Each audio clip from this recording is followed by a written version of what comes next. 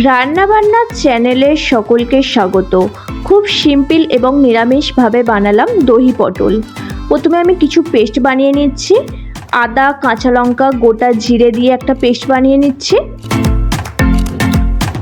একটা পেস্টে আমি কাজু, পোস্ত দিয়ে আর একটা পেস্ট বানিয়ে নিচ্ছি। আর একটা আমি টমেটো পেস্ট বানিয়ে নিয়েছি। প্রথমে আমি পটলের গাগুলো ছুলে নেব। পটলের দু সাইডটা কেটে পটলের গাটা আমি ছিঁড়ে নিচ্ছি।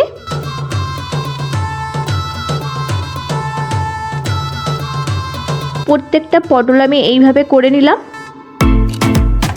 এরপর আমি সামান্য লবণ, হলুদ দিয়ে পটলটা মাখিয়ে নিলাম। কড়াইয়ে তেল দিয়ে পটলগুলো ভালো করে ভেজে তুলে নিলাম।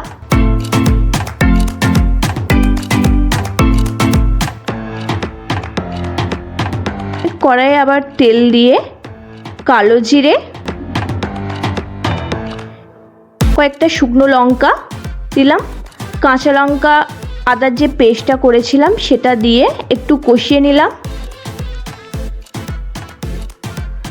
টমেটো পেস্ট দিলাম, কাজু পোস্তর পেস্টটা দিয়ে ভালো করে কষিয়ে নিলাম। একটু তেল ছাড়লে কয়েকটা কাঁচা লঙ্কা, কিছুটা চিনি, লবণ দিয়ে এখানে আমি কিছুটা ফাটানো টক দই দিচ্ছি। তখন আমি গ্যাসের ফ্লেমটা অনেকটা কমিয়ে দিয়েছি। বেশ কিছুক্ষণ কষিয়ে ভেজে রাখা পটলগুলো দিয়ে আবারও কষিয়ে নিলাম। পরিমাণ মতন গরম জল দিয়ে একটু ফুটিয়ে কিছুটা ধনেপাতা কুচি আর কিছুটা গরম মশলার গুঁড়ো দিয়ে হালকা নেড়ে ছেড়ে নিলাম। এই ছিল আজকের রেসিপি। ভিডিও ভালো লাগলে চ্যানেলটি সাবস্ক্রাইব করুন, লাইক কমেন্ট করতে ভুলবেন না।